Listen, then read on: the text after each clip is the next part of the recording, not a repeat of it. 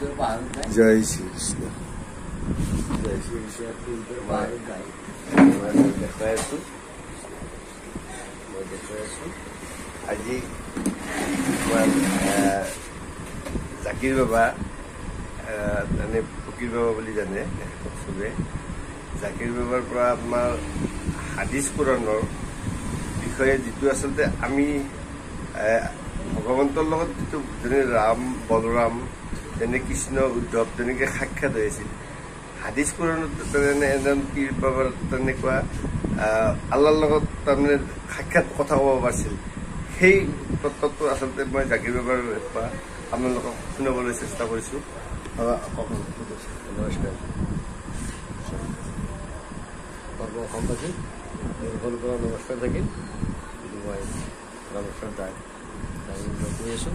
আমাৰ নেতা একজন আমাৰ নবী আছিল, তেওঁৰ নাম আছিল মুছা নবী। মুছা আলাইহিস সালামে তেওঁ আল্লাহ পাকেৰ ওপৰ কবুতৰ পাহাড় বিধান কৰেছিল। যায় তেওঁৰ পাহাড়ত যায় যাই যাই পাহাড়ত বগা সফেদ পাথর, সেই পাথর থিয় হওয়ার পিছত স্বয়ং আল্লাহ পাকের আওয়াজ আহে। মুছা কি কয় আল্লাহ পাকে শুনে, আৰু আল্লাহ যি কয় সেইটো মুছাও শুনে, সেই নবীজনেও শুনে। একদিন সেই মুছা করিম সাল্লাল্লাহু আলাইহি ওয়াসাল্লাম আল্লাহ তাআলার দিদারত যাব। একজন অলিয়ে গাছের তলত বহি 400 বছর ইবাদত কৰি আছিল। তপস্যা নেকি? তপস্যা গাছেৰ তলত বহি ভগৱানৰ তপস্যাত বহি আছিল। তেওঁ 400 বছৰ গুজাৰি গল। তেওঁক লাভ পালে। তেওঁ সুধিলে মুছা তুমি ক'ত যোৱা? তেওঁ কৈছে মই আল্লাহ তাআলাৰ দিদাৰ কৰিবলৈ যাওঁ।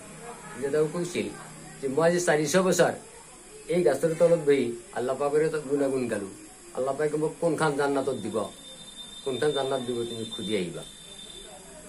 কৈছে হ'ব মই খুঁজি আহিম।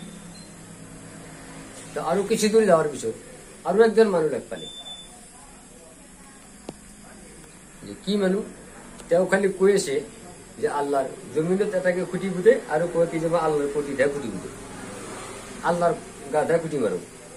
কত বুঝিছে না? আল্লাহৰ শৰীৰত আল্লাহৰ তাৰমানে মাটিত খুঁটিটো পুঁতে, পুঁতি ফেলে কয় আল্লাহৰ গাত খুঁটি মাৰো, আল্লাহৰ গাত খুঁটি মাৰো। এই কৈ আছে পাগলে নাই। সেই মুছা নবী তেওঁক লাভ পালা। এই পাগলটা কি কৈ আছে মানে এই আৰু কি তই ক'ত যা? মই আল্লাহ তাতে যা দিদাৰ কৰি যা, তই আল্লাহ তাত দিদাৰ কৰিব যাবি। মই তোৰ সাৰা জীবন আল্লাহ পাব গাত খুঁটিয়া মাৰিলো। ও জান্নাত দে না জান্নাত দে সেইটো মই ক'ব নোৱাৰো, সেইটো আল্লাহ জানি যা। আৰু কিছু দূরে গেছি, যাই ফেলে চাই এটা বেশ্যা। বেশ্যা বুঝিবে না? বেশ্যা তাৰমানে মাইকী বিক্রি করে হয় বেশ্যা। তো বেশ্যা একদিন আহি থাকাতে বহু রোদ আহি আছে। তেওঁ এটা কুকুর কুয়ার পার দিয়ে তারা জিভা উলে উলে ঘুরি আছে, তো পানি নাই। সেই বেশ্যাটো দেখা পাইছিল। এই কুকুরটো পানি খাওয়ার কারণে ইহা চেষ্টা করি আছে। তাই করেছে কি তার গাত কাপড় আছিল, কাপড়টো নুমে দিছে। পানি আহিছে না, কাটি ফেলে এটা গাড়াত দিছে পানী দিলে, সেই কুকুরটো পানী খাইছে। সেই নবীজনক লাভ পালা, কলা যে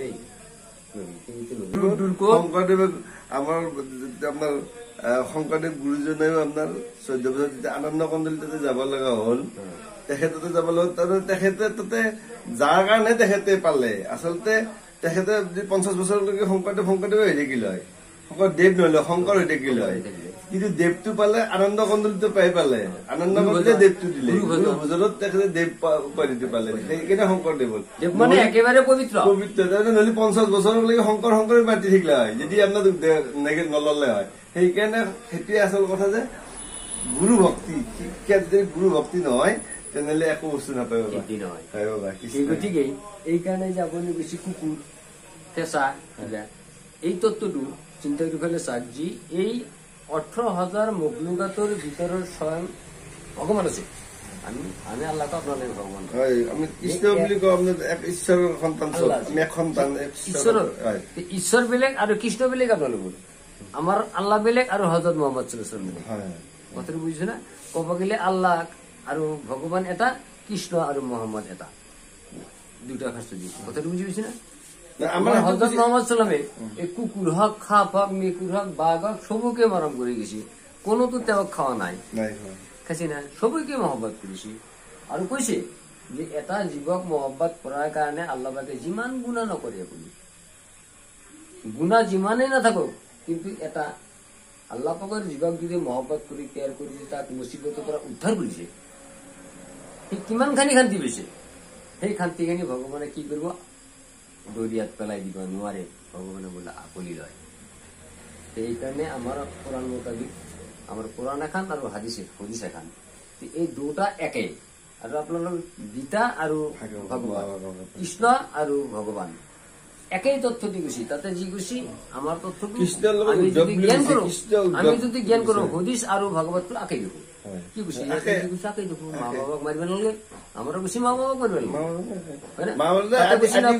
হক খানা খাব লাগে তাতে কৈছে হক খানা খাব লাগে আমাৰ হদিছতো কৈছে যে হক খানা খাব লাগে ডাঙৰক মানি সন্মান কৰিব লাগে সৰুক মৰম কৰিব লাগে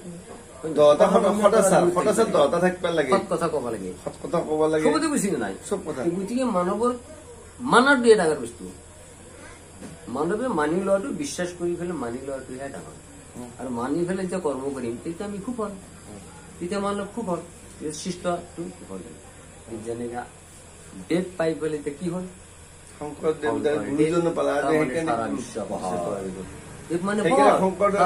সেইকাৰণে কলিত শংকৰ মাধৱ গুৰুজনাই তেখেতসকলে কৃষ্ণ ভগৱন্তক বলৰাম হৈ পেলাই এই কৃষ্ণ শংকৰ মাধৱ হৈছে সেইটো সেইকাৰণে আজি আমি অসমীয়া গিলে আজি অসমীয়া বুলি শব্দটো অৰ্থটো অসমীয়া বুলি ক'ব নোৱাৰিলো যদিও গুৰুজনে তেখেতসকল নাহি লয় আমি অসমীয়া বুলি ক'ব নোৱাৰিলো আমি নাজানিলে অসমীয়া গুণি আমি শব্দ নাপালো কাৰণ অসমীয়া এটা অসমীয়া আৰু এটা মিয়া দুটা লগ লাগি কি হৈছে গুৰু শংকৰাজান এটা মিয়া এটা অসমীয়া এতিয়া শংকৰাজানত দেখে কেনেকুৱা শংকৰাজানত দেখা শিকি লৈছো কি উপাধি পাইছো কি শংকৰাজানৰ দেশত কি উপাধি পাইছো আমি অসমীয়া হয় নহয় ৰাজনীতিৰ কথাত আমি নকওঁ আমি ৰাজনীতিৰ ক্ষেত্ৰত মহিমা যিটো তথ্য যিটো গতিকে আমি মানুহে যদি গোটেইখিনি জ্ঞান কৰো উপলব্ধি কৰো আৰু সেইখিনি